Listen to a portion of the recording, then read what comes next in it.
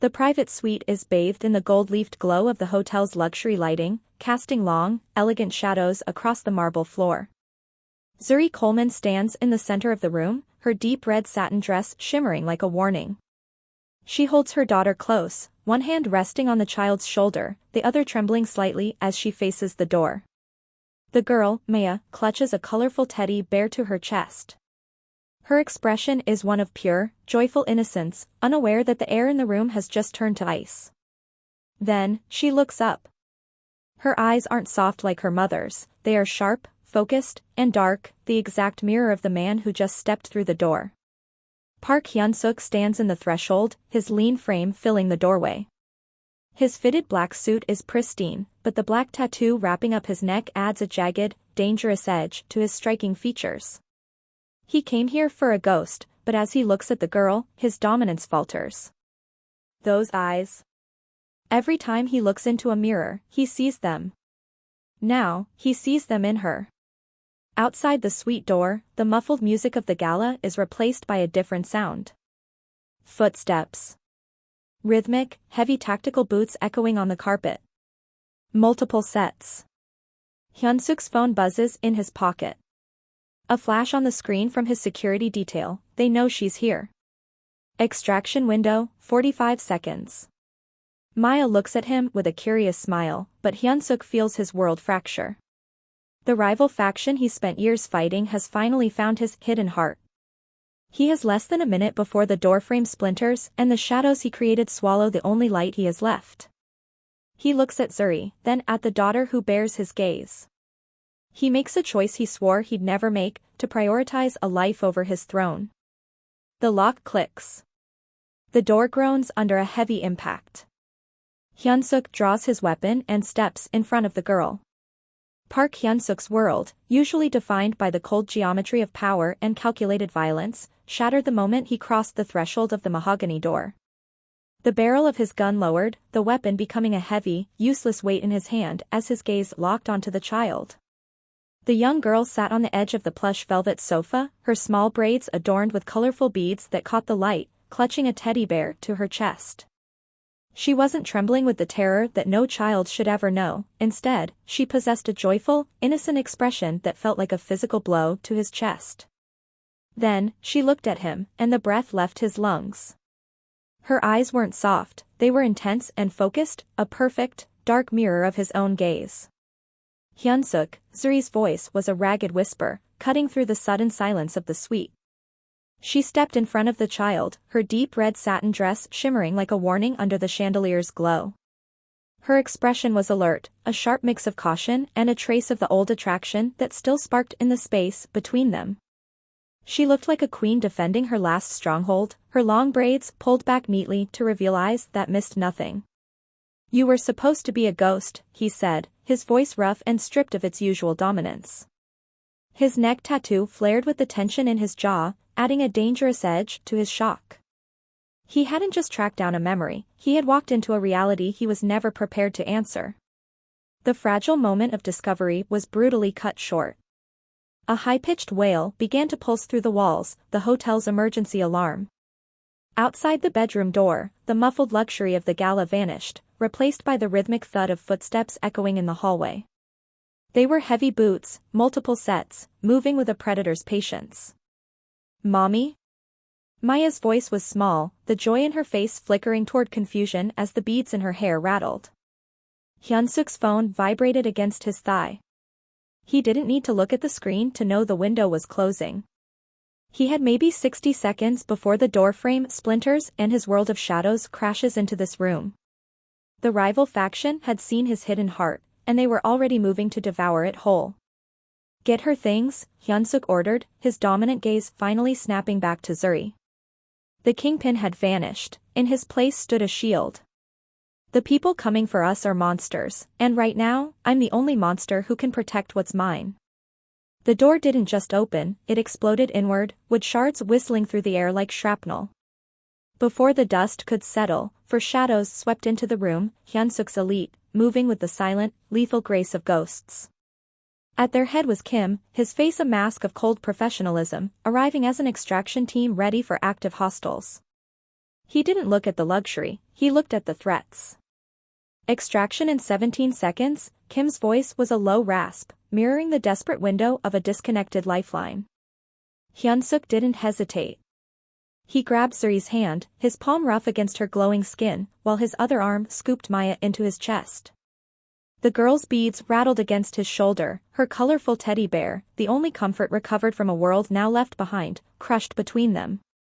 She was too shocked to scream, her intense, focused eyes wide as they reflected the flickering fire of the hallway's emergency lights. "Stay low," Hyunsuk commanded. His dominant gaze swept the corridor as they moved. The hotel was no longer a palace of gold leaf, it was a killing floor. From the grand staircase below, the sound of the gala had curdled into a symphony of panic screams, shattering glass, and the staccato rhythm of suppressed gunfire. A rival hit squad emerged from the service elevators, their weapons raised. Hyunsuk's men didn't break stride. They formed a moving shield, a human wall of fitted black suits and cold iron, protecting the family from the chaos.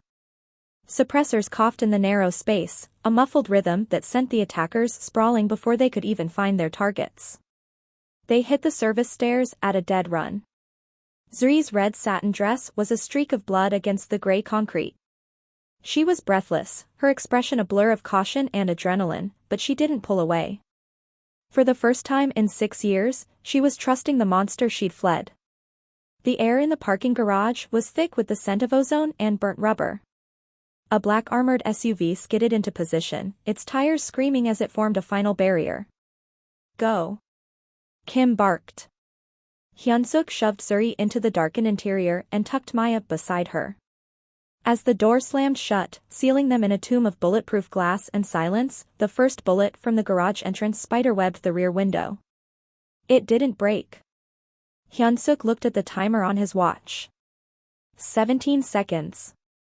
The engine roared, a beast awakening, and the SUV lunged forward into the night. Behind them, the hotel burned, a gilded cage that could no longer hold the truth. Hyunsuk sat back, his neck tattooed damp with sweat, and looked at the daughter who still held her teddy bear tightly. The kingpin was gone. The war for his blood had just begun. The hum of the SUV's tires against the rain-slicked pavement faded, replaced in Hyunsuk's mind by the heavy, humid air of Atlanta 6 years ago.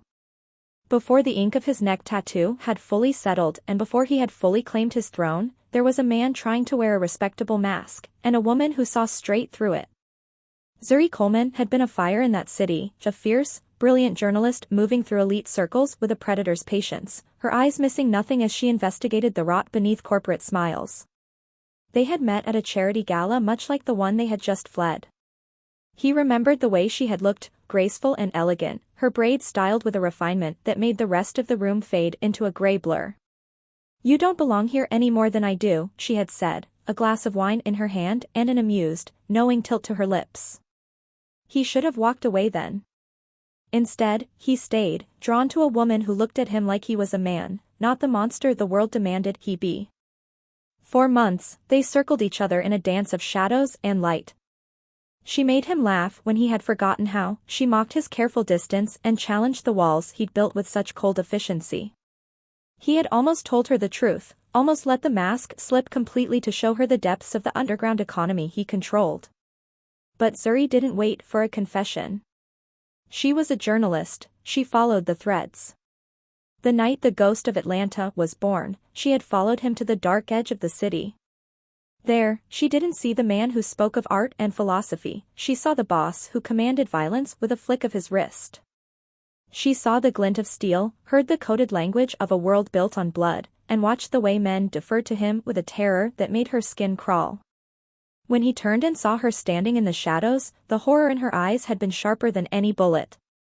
He told himself it was mercy when she vanished the next morning. No note, no goodbye, just an empty apartment and the lingering silence of a life he couldn't have. He never imagined she had taken more than her heart with her, that she had fled the moment she realized she was pregnant, making a hard choice to protect her child from being devoured by his world.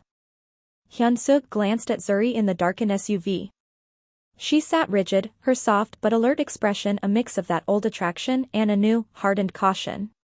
She had spent 6 years raising Maya in the light, far away from the shadows and violence he called home. He looked at Maya, who had finally fallen into a restless sleep, her head against Zuri's red satin and her colorful teddy bear tucked under her arm. He realized then that his daughter hadn't just inherited his eyes, she had inherited the burden of his secrets. The silence between them was heavy with the years he'd lost and the realization that his world poisons everything it touches. The armored SUV ground to a halt at the coastal safe house, a fortress tucked into the jagged cliffs where the fog rolled through the valley like a living breath. It was quiet here, a silence so heavy it felt unreal after the chaos and gunfire of the city. Zuri stepped out into the salt-thick air, her red satin dress catching the pale light as she scanned the perimeter with an expression that was cautious but beginning to soften. Inside, the house smelled faintly of metal and ozone, a familiar comfort to Hyun-suk that now felt strangely out of place in the presence of his daughter. Maya did not wait for permission. She padded across the wooden floors, her beads and braids rattling softly as she explored the sparse, high-tech command center with her colorful teddy bear tucked under one arm. She did not seem to see the monitors flickering with encrypted data streams or the satellite overlays that governed a criminal empire, she only saw a place where the bad men could no longer reach them.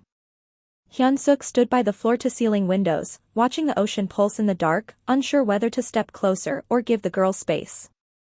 He eventually sat in one of the heavy leather chairs, the weight of the night finally pressing onto his shoulders. Maya approached him with a joyful, innocent expression that made something warm and painful bloom in his chest. She climbed onto the chair beside him, her small feet dangling as she studied his face with a seriousness that was unmistakably his own. Then, her gaze shifted. She reached out a small, curious hand and touched the black tattoo wrapping up his neck. "Does the bird on your neck fly away when you sleep?" she whispered, her amber eyes locking onto his in an exact, unmistakable mirror. Hyun-suk froze.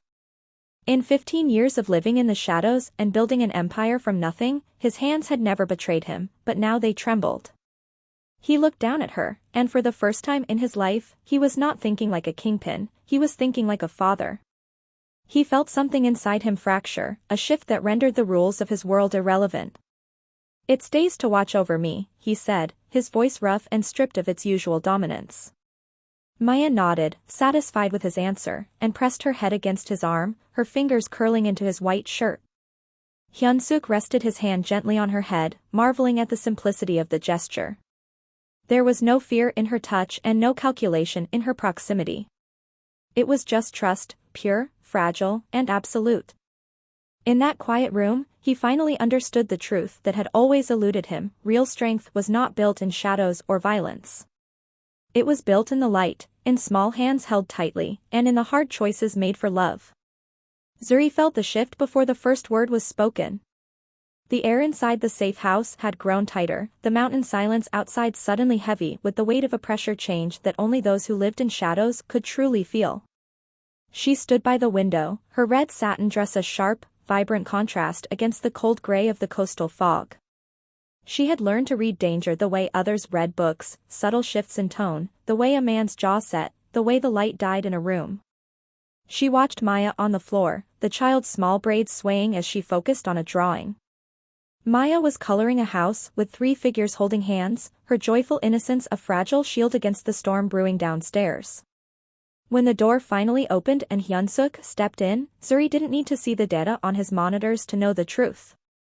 His black suit looked like armor that had begun to crack, and the intense, focused gaze he usually directed at the world was replaced by something heavy and hollow. "It's not just the rivals, is it?" Zuri asked, her voice a soft but alert blade in the quiet room. "The safe house feels like a cage." Hyun-suk didn't answer right away. He walked over to Maya, watching her color carefully inside the lines. "My world poisons everything it touches," he finally admitted, his voice rough. "I thought control meant safety. I thought my shadow was a sanctuary. I was wrong."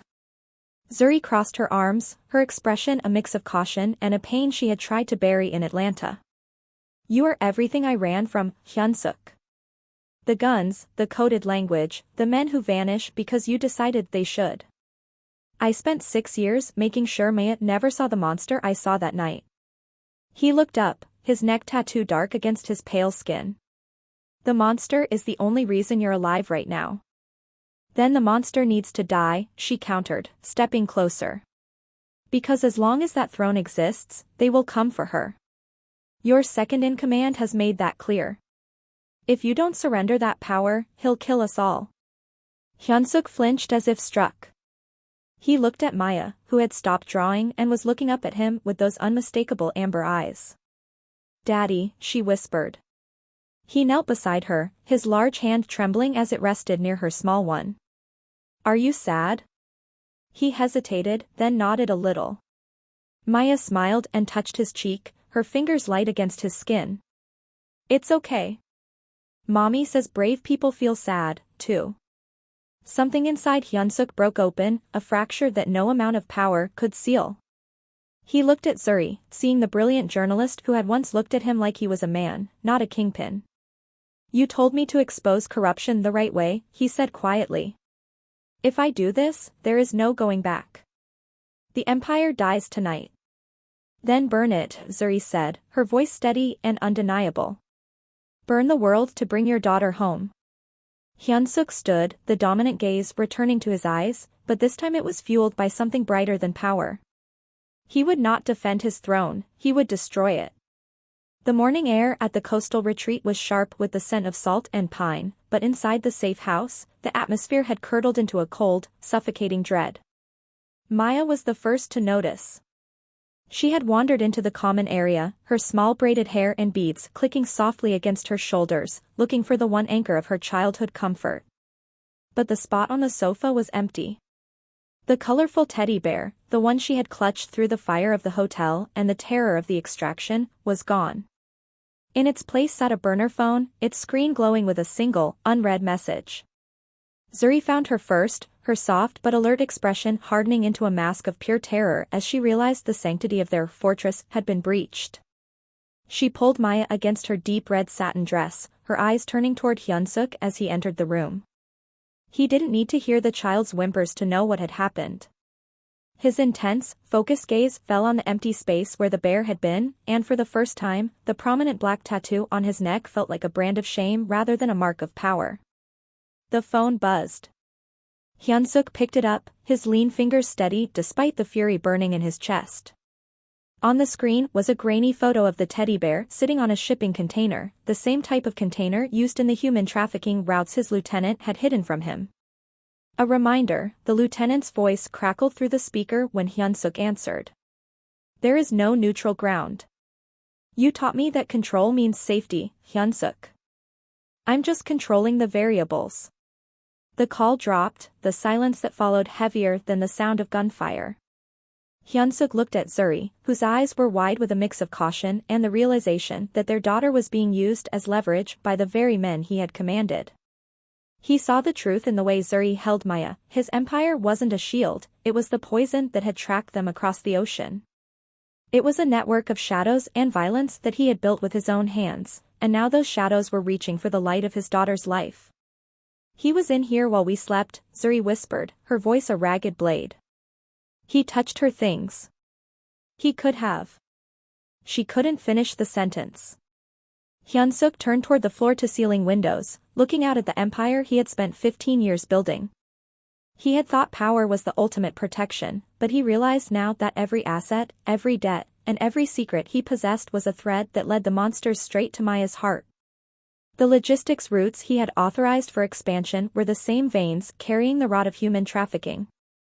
The bear is just the beginning, Hyunsuk said, his voice dropping into a steady, lethal cold.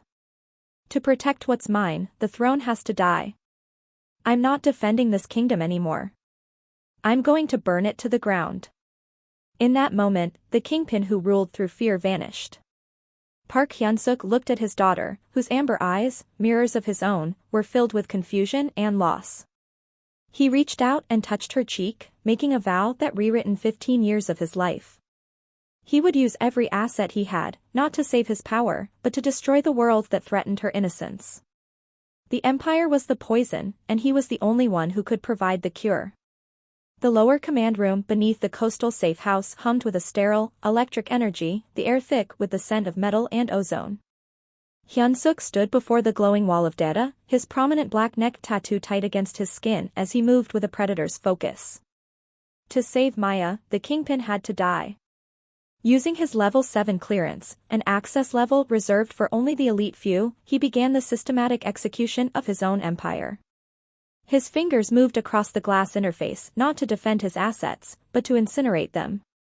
One by one, he bypassed the encryption protocols he had helped design. He leaked the coded ledgers, exposed the shell companies, and froze the laundered accounts that had funded the lieutenant's hidden trafficking routes. He watched the screens as international warrants began to flicker into existence, triggered by the data he was feeding directly to the authorities. He was no longer thinking like a ruler protecting his borders, he was a father cutting out a cancer to ensure his daughter could breathe.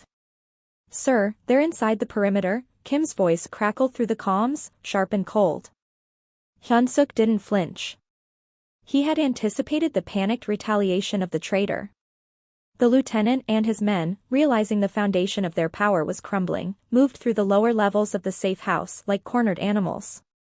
Gunfire suddenly erupted, the staccato cracks echoing through the concrete halls. Hyunsuk drew his weapon, but he didn't move as a king defending a throne, he moved as a shield between the violence and the rooms above where Zuri and Maya waited. Smoke began to curl into the command room, thick and acrid. Through the haze, the lieutenant appeared, his calm mask finally shattered by the realization that Hyunsuk had destroyed everything they had built together.